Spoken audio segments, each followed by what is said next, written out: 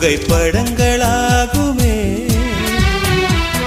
வண்ண வண்ண மாடிகள் வகுப்பறைகள் வந்து நம்மை தேடுமே. நொந்து ஜன்னல் மூடுமே. வகுப்பிலே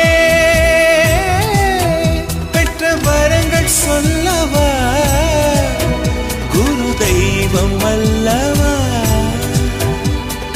கண்ணிரண்டில் சிந்துகின்ற நீரிலே நட்பின் கதைகளை சொல்லு ஊரிலே.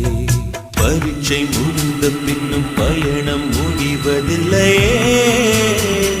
நந்தவனமே நந்தவனமே சொந்தம் சொல்லி போகிறோம்.